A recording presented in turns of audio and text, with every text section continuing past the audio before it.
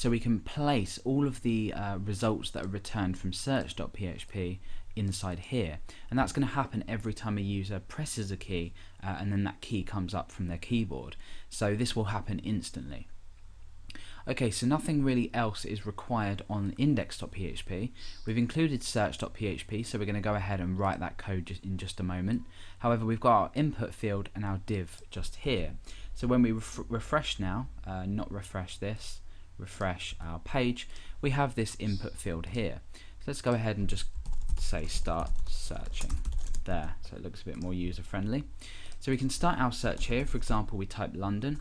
Every time we press a key down and then it's released from our keyboard, we're going to be calling or performing a function in search.js, like I said, which will return results from search.php, and then they will be placed into here.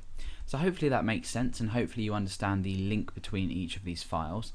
Let's go ahead and create an event handler for this input field in search.js.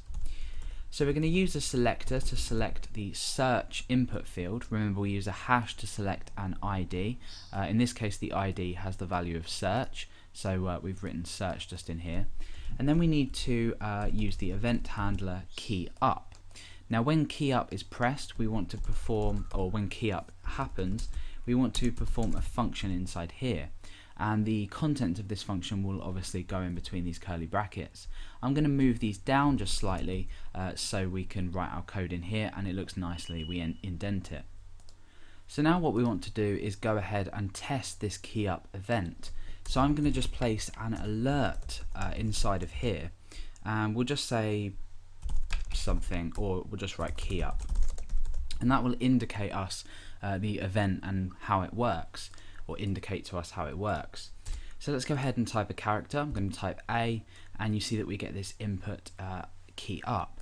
Now this should give you a good clue as to how this is now going to work. Every time we type a letter or a character on our keyboard, we're going to send the result of this entire contents of this input field to our search.php file, and then that will in turn return the results. So we'll be able to handle this quite easily now, and that should give you an idea of how it works.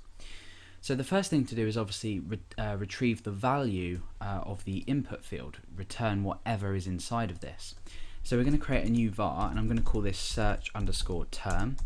Now that's going to be equal to, and we use the this selector, and this here essentially references this search field here. We reference here. So this .val will return the value within this text field. So now what we can do is go ahead and alert search_term. And what's going to happen now is when we type a key, you can see that it returns the result of the field.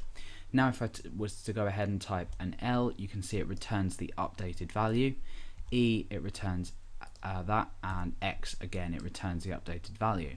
So we now know that we have an updated value every time we type a key. So we can send this search term variable to search.php in order to perform our search on the value of this field. So now what we want to do is go ahead and actually send the request. So we're going to be using the post HTTP request in jQuery. Now this takes 3 parameters in this case: the file that we're going to send to, the variable set, and also a callback function. Now we'll look at the callback function here in just a moment. However, we know where the file is that we want to send the results to, and that's search.php.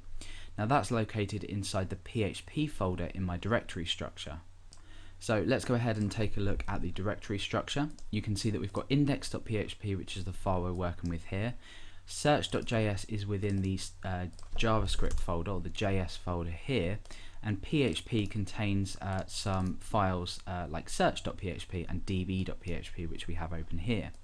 So inside search.js, we want to send this to php/search.php. Now the variables that we want to send, we return a key, so the name of the variable, and then the search term.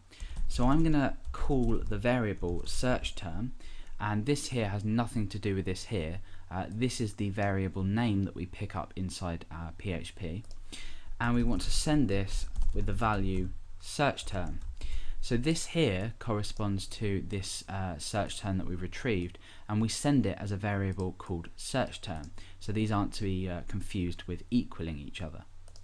Okay, so finally we want a callback function, and the reason we take our callback function is so we can return the data sent back from search.php. So we go ahead and create a function outline here. Inside here is what happens after this request has been complete, so we can pull that down. So in here what we want to do is go ahead and display results, and by displaying results what I mean is inputting the results into this div, so changing the contents of this div. However, we need a variable inside here that holds this data, so I'm just going to go ahead and call that data. So what we're going to be doing now is when we display the results, we're going to be setting the value or the contents of this div to this data value here. So let's go ahead and test that out. We're going to use a selector to select the search results div, which is just here, and then what we're going to do is set the HTML to something, and this will be data.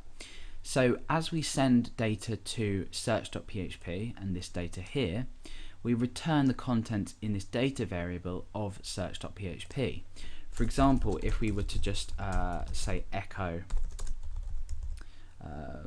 from search.php, the data would then contain this value here from search.php.